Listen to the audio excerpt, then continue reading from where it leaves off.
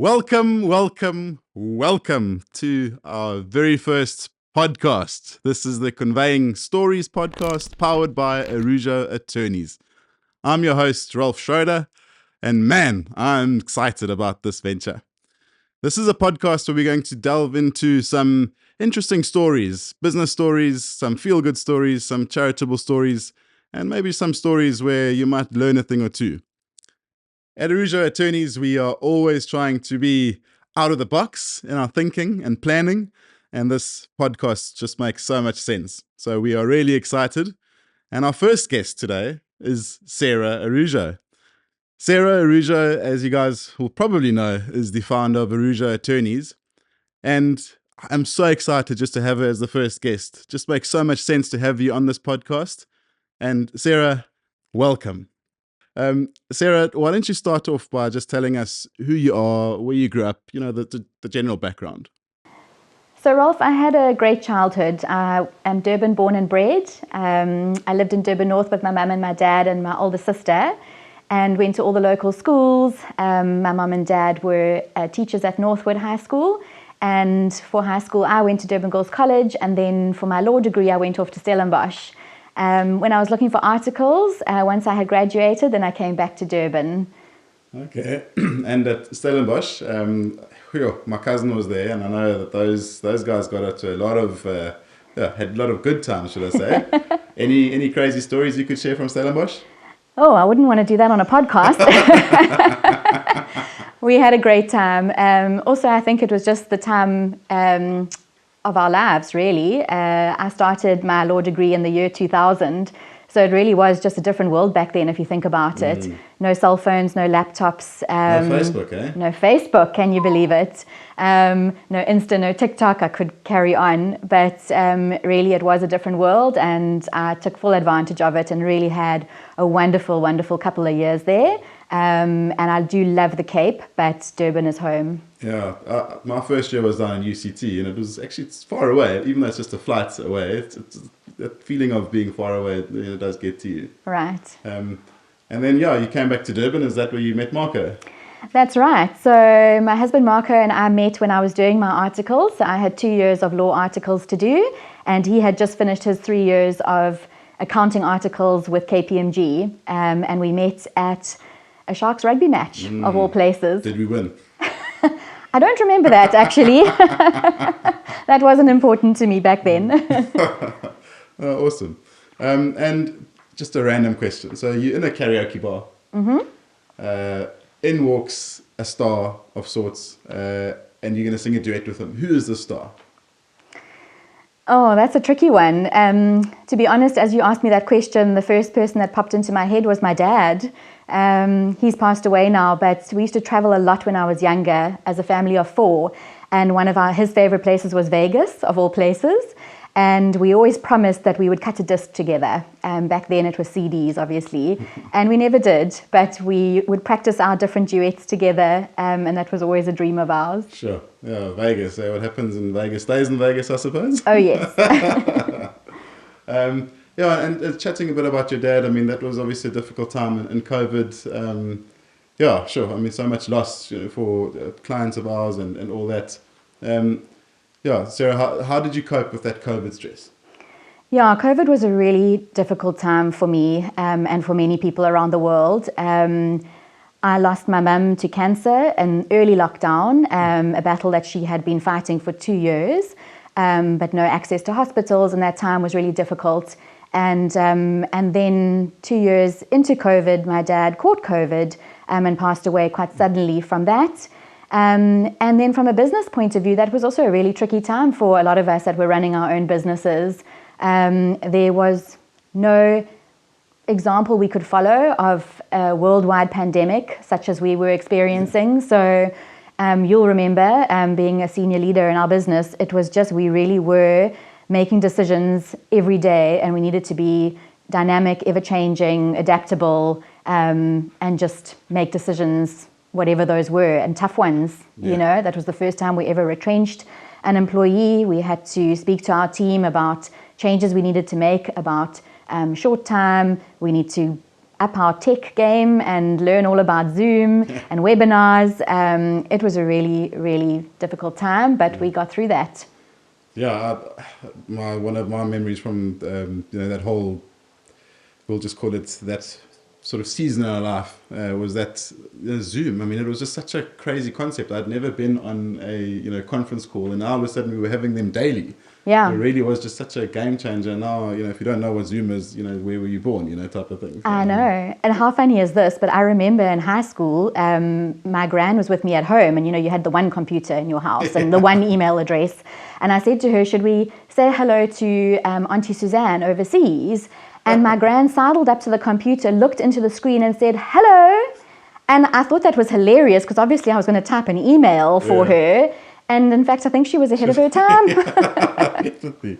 Oh, she's always funny with I think it still happens. When we're chatting to older people on video calls, they sort of, get the nostril view, Yeah. I think we had a couple of those on our first director meetings when we were over Zoom, and it was quite an interesting thing to get the shot right. That's right. So your early sort of development, or your parents were obviously pivotal in your development. Any other role models that you had sort of growing up? Yes, absolutely. So growing up when I was a child, definitely my mum and dad. They were both very strong academics, always learning, always studying further. My dad, throughout my life, I remember him getting up at 3 a.m, doing his master's, then doing his doctorate. And my mum was a very, very dedicated maths teacher. And then I actually always wanted to be a vet, but in my work experience in Standard 9, I fainted every day at the vet when I did that 3 days. And so I had to pivot, and I've always loved reading and writing, so law made sense. And I absolutely loved my law degree. I found it fascinating. And when I came back to Durban, my uncle is retired now, but very prominent lawyer in Durban, and he was an incredible support and mentor for me. And I also had a wonderful boss in my very first job as a conveyancer, and his name was Les Carlsvig, and I was at the time 24 and obviously female, and he was 74 and male, and it was incredible to see how those labels, let's put it, didn't actually matter when it came to business. We both were like-minded, we loved our work, we loved our clients, and he had a doors always open policy, even though he was running this big ship of a law firm that I was working at back then. And Sarah, how did that change come from? How did you decide, or when did that moment come where you decided, I want to go on my own? So to be honest, for me, it was a few circumstances, and it's amazing how one decision in your life can then change the course of it. I'm actually reading a book called Go as a River, and how a river does. It takes the bends and the twists and turns that are dealt to it, and that's the way that it meets the ocean. And for me, it was now the early 2000s that I started working, and we were still working in Durban CBD. And at that stage, a lot of businesses were moving out to Umhlanga, and I was really excited about my work and my clients, and I pitched to my bosses back then about opening an Umhlanga branch, because conveyancing, I just felt like the North Coast was the place to be. And they, at that stage, didn't make sense for their business to do that. But for me, the seed had been planted, and I was in the process of getting married to Marco, who was an accountant, so had that entrepreneurial numbers brain as well, and the two of us together decided it was a good idea and a good time to do it. Okay. And your first office, if I could recall correctly, was just in your house, eh? That's right. So I was 26 years old, and we owned a 2-bedroom little unit in Somerset Park with a mezzanine loft room, and that was Araujo Attorneys' first office. Sure, yeah. Well, actually, where we're sitting right now, I remember this used to be the boardroom, eh? That's right. So our second office, and you came alongside me very early on in my journey with Araujo Attorneys, so thank you for that. And yes, we sat in this house, and this area was our boardroom. Yeah, no, this was, I think I'm sitting on the boardroom table as we speak. It's changed around a little bit. But those days were really cool, eh? I remember, many a time we'd have a lot of discussions, also late into the evening, just sort of chatting about where we can improve as a business even back then. Absolutely. And it's just phenomenal to see how the business has grown over the last 15 years. 15 years. 15 years. Yeah, I can't believe it, eh? Yeah. So what has sort of been a moment of triumph in your career? What would you say is one of those triumphs? So I think my earlier self, my junior attorney self, would have said my triple admission. So during my articles, as I say, I had met Marco. He'd done his articles at KPMG, and he actually signed a contract to work in Bermuda, of all places, for 2 years, and then we met. And he was leaving in a couple of weeks. And so in that time, those 2 years, I was getting great experience, especially with court work and litigation, as well as a bit of property law. And I did my 4 boards all at once, and then I tackled my conveyancing exam in the first 6 months of my second year, and then my notaries in the second 6 months, and managed to get a triple admission. But if I, as a seasoned attorney now, and someone with her own practice for 15 years, I can honestly say my real triumph has been the courage to build a team around me of people that are better than me in so many ways, in different ways, and bringing different skill sets to the table, and having that team around me through things like COVID, like we spoke about, and through the good times, and never feeling like I wanted to take it all for myself or be in it for my own account again. Awesome. You mentioned litigation there. You've told me a story before, but why don't you tell the story to the listeners on why not litigation? So to the litigators out there, thank you for your service. We appreciate you, but it is absolutely not for everyone, right? Yes. So in my first job, my principal at the time he acted for all the Netcare hospitals. And there I was at debtors court with someone who hadn't paid their hospital bill, and it was my role to obviously get the payment from them, which is a needed thing, otherwise our hospitals would go under. But as I found myself listening to his story and then rushing off and buying him a pie and Coke from the local cafe, I realized perhaps this was not the role for me. And so I found an area of law that required that sort of peacemaker, collaborative approach rather than an antagonistic one. And that's how I found myself in conveyancing and wills and estates. Yeah. No, I love that story. That's one of my highlights. And Sarah, obviously 3 boys, business. How do you find that work-life balance? Oh, balance. It's an elusive one. Yeah, I have 3 little boys, a husband, a thriving law firm, and lots of friends. And it really is one, I think, if anyone says they've got balance, they need to tell us the secret, because it's a hard one. Yeah. But I once did listen to a TED talk, and I remember the guy speaking, and he spoke about balance, but it wasn't what we think about in each day, that you have balance and you work for 2 hours and then you exercise for 2 hours and you play with your kids for 2 hours. He said in your life, you need to have balance.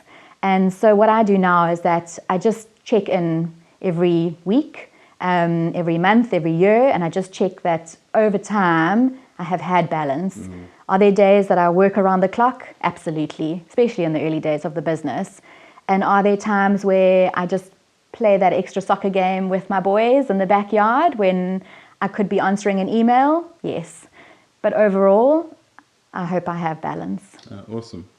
And in this balance, it's almost like the river, like it ebbs and flows, Right. Do you have any specific daily rituals that you sort of, try and undertake to find some sort of routine in your daily life? So I know the right answer is yes. I have a strict morning ritual, but the truth is I don't. My only thing is I always get out of bed, shower, get dressed, no matter what the day is going to hold. And some people have said even in your early days where you didn't even have a client booked that day, and absolutely, even more so, I think, in those days, so that you're always ready. But I do let my day take me where it needs to go. I have an electronic diary that has my actual appointments, and I obviously follow those to a T. But in between, I follow my emails. I respond as quickly as I can. I make it as easy as possible for people to do business with me. So if it's meeting them where they're at, replying to their email, their WhatsApp, their Facebook message, whatever it is, I do that. And then I'm fortunate in law, and in the area of law I've chosen, I don't have to do any international travel or even to Joburg. So I am home most days by 5. I can fetch my children from school some days and drop them home and head back to work. And the evenings we have some routines, obviously, with the boys and dinner and all the rest. Yeah. I do think, like you say, like not every day is the same, and routine with kids is obviously paramount. Yes. Some sort of routine in the evening. That's right. But yeah, do you have any? I've heard you speak the other day of getting into paddle. Is paddle something you enjoy? Yeah, so hobbies-wise, I love to read and things like that and travel, but paddle is something that's actually really obviously taken off, and I'm really enjoying that. I joke that I'm a paddle widow because my husband plays it a lot, but now I'm joining him, and it's been incredible. And in Durban, we're spoiled, right, with this amazing weather. We're in the middle of winter, and I played twice last week and was on the promenade this morning walking. Okay. So yes. Yeah, this time of year is amazing around these parts. Is there any sort of catchphrase that you've sort of used over the years that someone, any of our listeners could maybe take on board and maybe get some golden nuggets out of? Yes, I would say in our business we have one that I probably need to explain a little bit, but touch the white fence, yes, right? 100%. We use that a lot. Yes, we do. And touch the white fence for us is really just about getting the job done and not getting distracted by things along the way. And for us in conveyancing or in the administration of a deceased estate, it is a lengthy, complicated process. But if you get bogged down by small, minor, ancillary problems, you really are never going to get it done. So we have that on our wall at the office, touch the white fence. Just make sure you get your clients from A to B and focus on the important and what needs to be done. And yes, deal with those sideline problems that crop up possibly in the process, but don't take your eye off the ball. Yeah. You mentioned our wall in the office. You've always been quite visual about goals and stuff. Tell us about how does that come about and. Yeah. So again, I was listening to a talk and someone said, why is it when you are watching a horror film and the lady runs upstairs and the criminal runs after her and you sort of you're trying to tell her, don't do that, are you crazy? Yeah. Even though it's a movie. And it's because as human beings, we're such visual beings. We see that and our heart starts to race and it's very powerful, the visual. So as much as one can talk about your goals and your aspirations for the year as a company at a meeting in January, if you don't have those visually up in the office to see every day, they're not going to be effective. Yes. So we have, every year we come up with a different illustration, if you can put it. One time it was a champagne bottle. Now we've got a picture of a house and we color in a block every time. And at the beginning of the year, we decide how many blocks is that. And for us, each block represents one house transfer. So that's one seller and one buyer that we've helped put in a home. It's awesome. It definitely works. Everyone gets very excited when they get to actually color in their block with their color, file. And it definitely works, that visual reminder just on a daily basis, like this is what, and we have got a couple of quotes on the wall, and touch the white fence, like you said, is one of those. That's right. Very, very important to have visual reminders, just of targets as well, so you know where you're going and how far you have to go, and literally on a daily basis. That's exactly it. I think especially when you get to midway in the year or October, we find it's often a time where we're all feeling quite tired, but that December break is not quite there. And to visually see how much work you've done, all those blocks that are colored in, all those people that you have helped through a really stressful process, just reminds you why you do what you do. And it's a good point you raise. It's not only to see how much you still need to do, it's just have a look and see, well, this is what I have done, this is what I have achieved. That's right. Good life lesson, just to touch base with where your goals are Yeah, and we also put all our compliments on the wall, and that's also, it's just a sticky note we put up there, but by the end of the year there are hundreds and thousands of them, and it's just good for us to see. We're in the people business, we're in the service business, and I think that one person who complains because they're having a bad day, you take it on the chin and you understand that you are helping them through a really stressful process, and that actually your service is top notch, and that visual reminder on the wall is really helpful. Yeah. So talking of sort of visual reminders, do you have a bucket list anywhere? So no, I don't have one written down. Maybe I should, when talking about visual reminders. But no, for me, my bucket list is all about travel. I was very fortunate. As I say, my parents were high school teachers, and somehow they found a way, and we traveled every year overseas with them. And I just would love to show my kids the world. And I started 2 years ago taking them to London and to New York and Washington, D.C. and Disney World. And there are so many more places. I don't think life is supposed to be lived in one place. Yeah. Just going back to your sort of holidays with your parents, is there one that stands out where you're like, well, that was the best one, or were they all sort of on the same level? I think all our inside jokes as a family come from our travels. And so I have so many things that stand out. The one I know stands out for my parents is when they took me to Hawaii and I cried because I wanted to go on hockey tour to Bloemfontein, which clashed with that trip. And the other one that stands out was the year 2000. You remember Y2K? And we were all quite nervous. What was going to happen at the stroke of midnight? And I remember exactly where I was. I was on a ride in Disneyland with my parents. And the train driver stopped so he could see the fireworks. And we were in a tunnel. And the worst. We were in this dark tunnel where we couldn't see anything. And so we still laughed about it for years to come. Yeah. So amazing memories, yeah. Awesome. I just picture you like, oh no, Y2K, it's it. Exactly, we can't see anything, we're in the dark. And my dad was fuming because they worked so hard just to afford those trips. And there we were in the middle of a dark tunnel on Y2K evening. Awesome. And Sarah, I mean, any life lessons that you'd like to share with our audience? Yes, absolutely. Sure, I have learned so many over the last 15 years of being in business and obviously beyond that. And one thing I haven't mentioned in this podcast, but obviously that you know, is that our oldest child has special needs and suffered brain damage at birth and has cerebral palsy. And so he's taught me a lot of life lessons. And between him and our business, really, one of the things that I try and remember always is that comparison is the thief of joy. And so everything in your life, do it with enthusiasm and you can look at your competitors, see what they're doing, but don't get distracted by that and get down. Stay in your lane and do what you do and do it to the best of your ability. But if you compare yourself to others, then you're setting yourself up for failure. Yeah, no, I can concur with that. The comparison really is the thief of all joy. Even if you're just on a running journey, trying to get fit, someone will run past you. There'll always be faster people than you. There's just always that just always takes away from your achievement. Absolutely. Sarah, that's amazing. And I really just want to say thank you once again for coming onto this podcast. Actually, one other question: are there any interesting technological sort of advances that are happening in the legal space? So it's funny you ask that because I have been thinking about, we're 15 years in. What got us here is not going to get us there, they say in business. So what do we need to be embracing that we currently aren't? ChatGPT is something that I use in my personal life. And with my kids' homework, when I do not know that Afrikaans word, I need to know.